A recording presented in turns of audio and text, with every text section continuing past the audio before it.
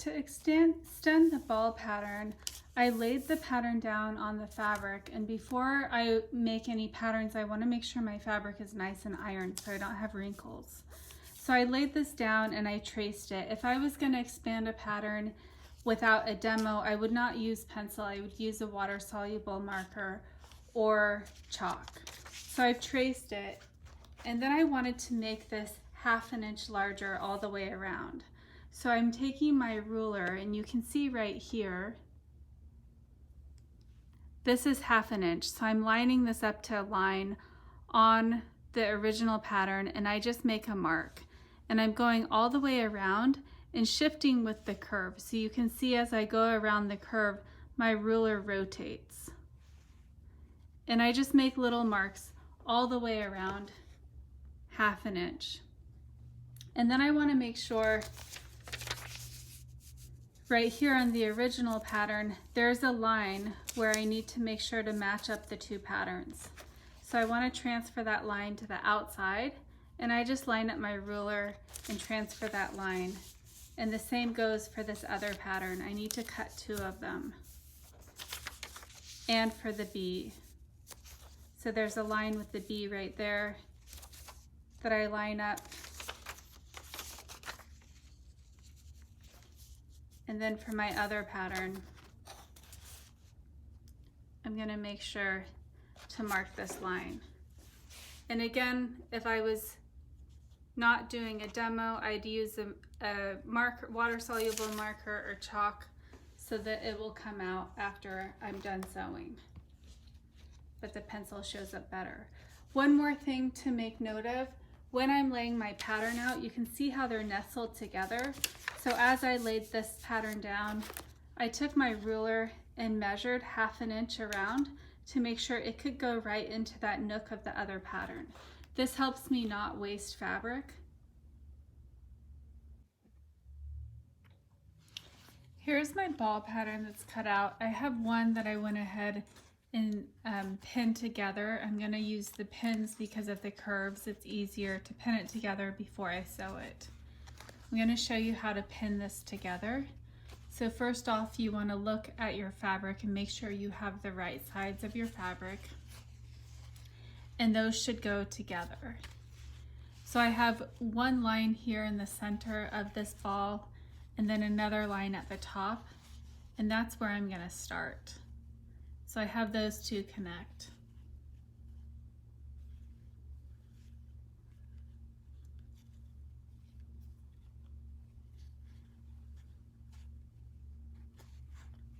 So I want to be real careful not to pin my fingers while I'm doing this. And I just ease the curve, the two different curves together. So I'm going about 1/2 inch, and I'm going to pin it every single time.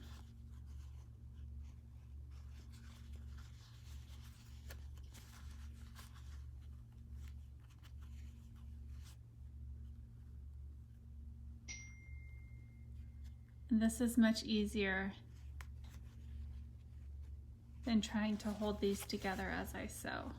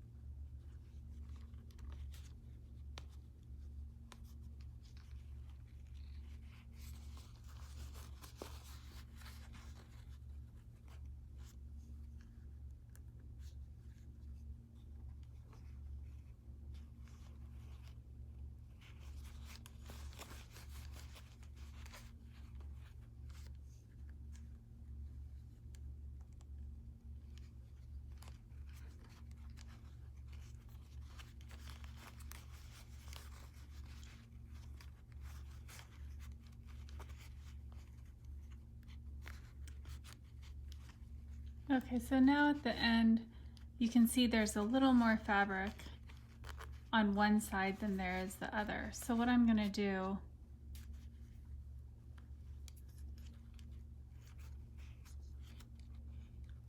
is pin it and just ease it in around the other ones.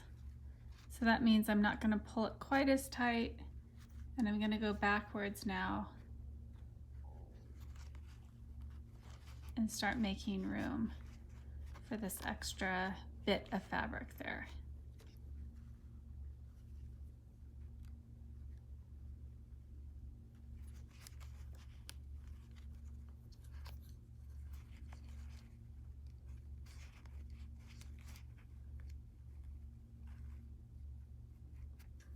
So I just let it have a little more space between each pin, but not enough to pucker. And this is called easing. Lots of times around sleeves you'll have to do this, especially with a woven fabric.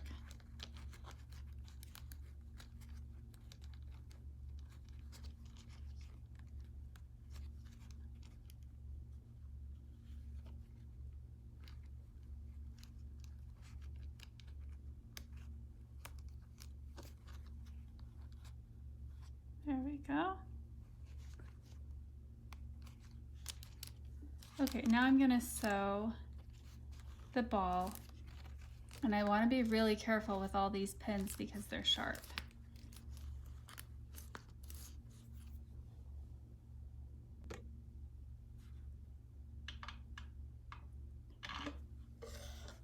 So I have my machine, my presser foot down. I'm gonna put my needle into the fabric, and I have a 1/4 inch guide right here on this machine. So I'm gonna take out 2 pins ahead before I start sewing. And I wanna be real careful as the machine pulls the fabric under the presser foot, these pins can poke me. So I wanna kind of position my hand on top of them so I don't get a pin stuck in my fingers.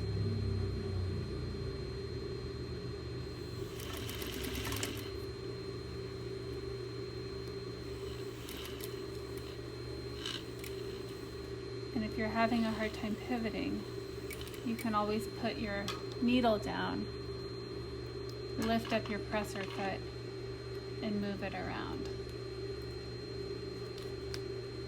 And now each time I get to this new area,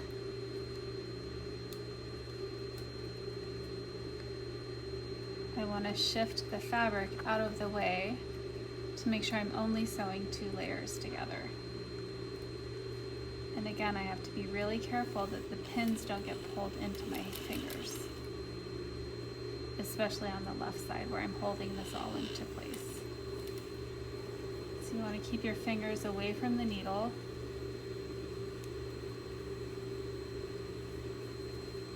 And then I lift up the fabric underneath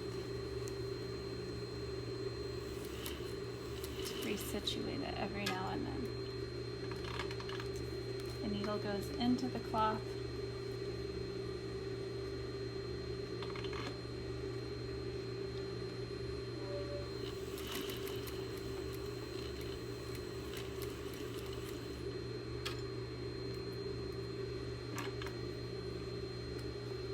Take a couple pins out. And I really want to reach underneath and make sure that fabric over here is nice and smooth so I don't have puckers in my seams. So you can see I'm sewing fairly slowly.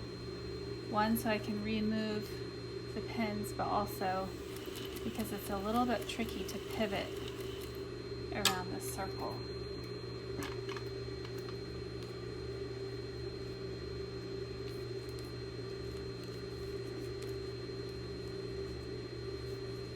Ease this fabric out of the way, but I also don't want to pull the 2 seams apart too much because that's going to change the shape of this ball.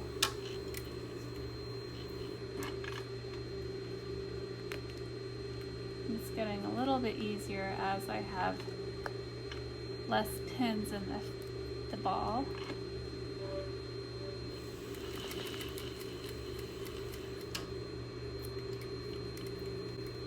And I have a pucker right there. So I want to go ahead and carefully flatten out this fabric with the needle in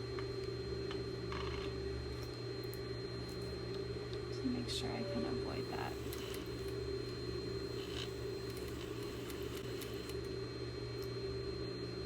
And I pull all of my pins out right before the needle gets to them so I don't break my needle. If you sew on top of a pin, your needle can break.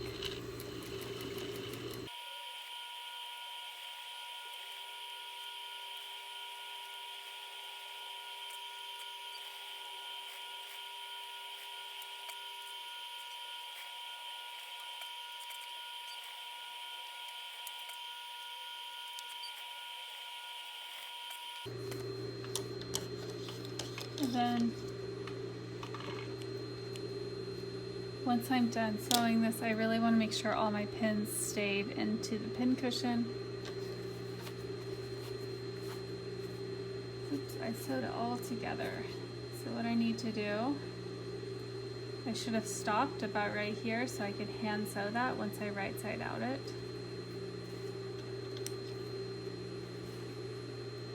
So I'm going to go in and clip open that seam because I forgot to stop. So when you're sewing an object, a 3D object totally filled, you have to stop and right side out it and then hand sew the rest together. So that's enough for me to right side out it. Before I right side out it, I'm going to go through and just clip a little bit every quarter, half an inch on the seam. I want to make sure not to clip through the seam. This will help the fabric move as it goes right side. One more thing, I'm going to check all my seams to make sure everything's sewn together. There's a hole there that was shifted, so I'm going to go ahead and just undo that seam a little bit. So I'll do a little bit before and after, and I'm just going to re-sew that. I'll put it back into place and sew it again to make sure I don't have a hole there.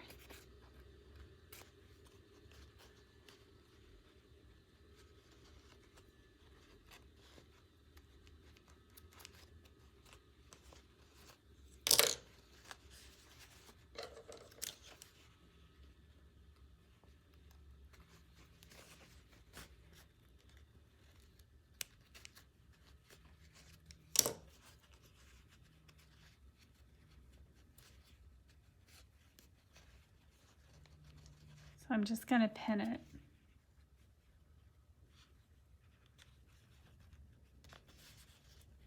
Into place, and that's an easy fix. The fabric must have just slipped.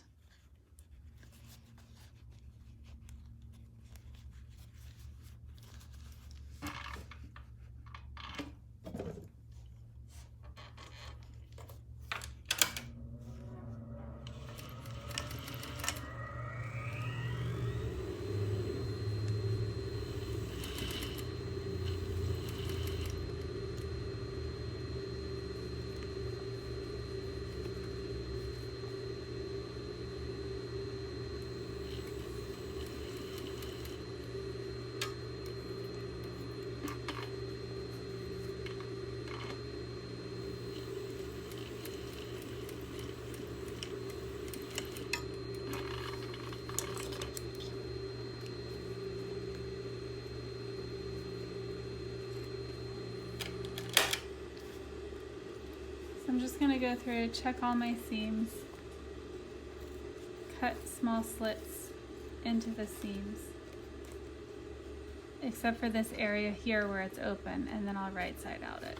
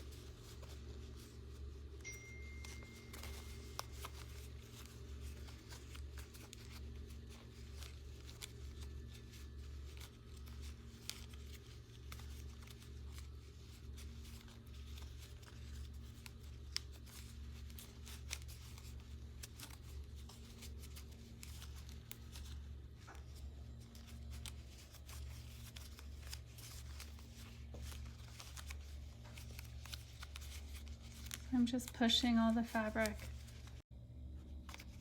So I'm just right side outing the ball.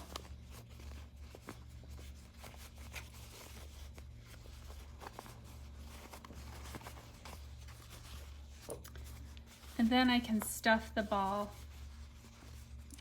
and sew the seam up. And there are some areas where it looks like it's puckered a little bit, and if I just put a little bit of tension, I can even put the iron and straighten that out. If it's really a big pucker, I can take the seam out and re-sew it. So there's my first ball, and then I'll show you how to stuff it. You can stuff it with paper, you could stuff it with fabric scraps or with stuffing, anything you want to stuff the ball. So I have this wool batting that I'm just pulling apart and using it to stuff this ball.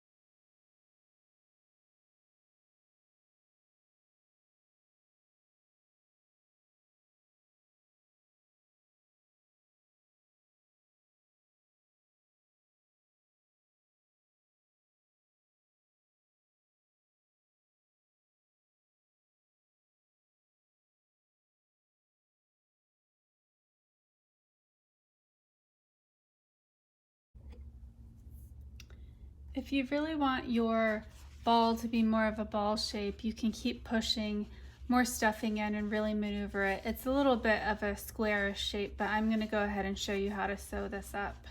If I had less stiff fabric, it would also mold into that shape easier.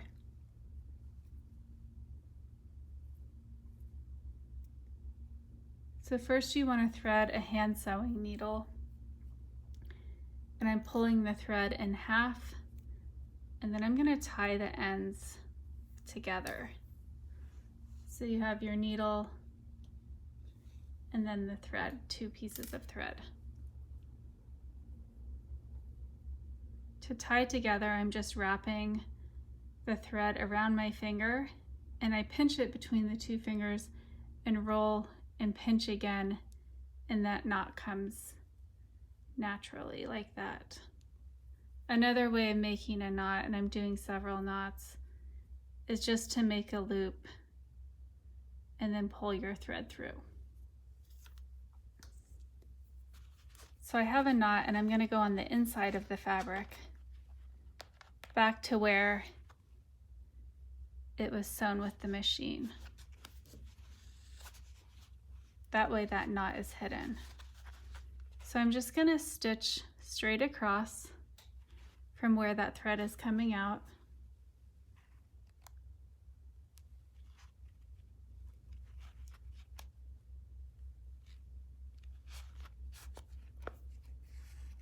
And down. Then I'm gonna go right across, and then I will stitch straight down, and I'm just gonna stitch a 1/4 inch seam allowance.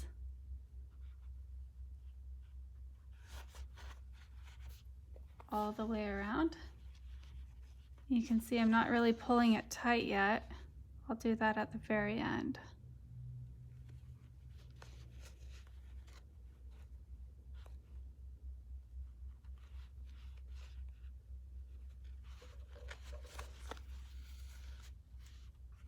So I have about 4 stitches here, and I can pull those tight.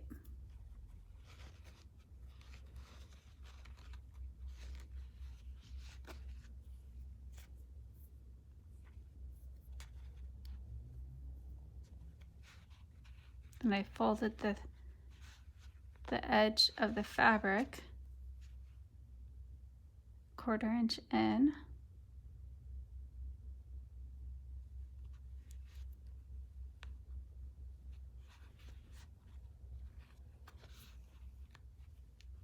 So I'm just pinching that together. I go down straight across.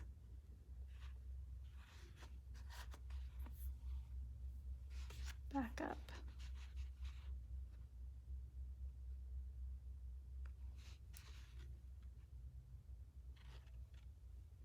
This needle is a little bit thick for my fabric, but I'll make do. It's easier if you have a smaller needle.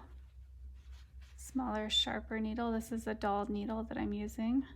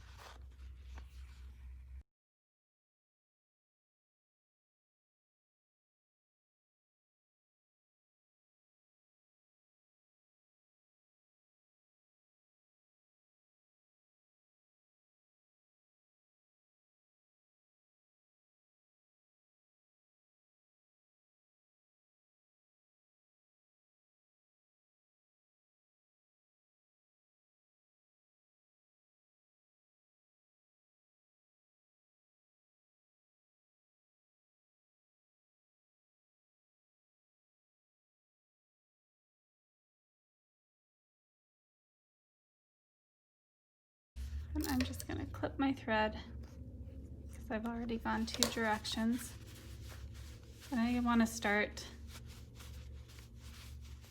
molding the ball into the shape that I want it to be. More of a ball shape.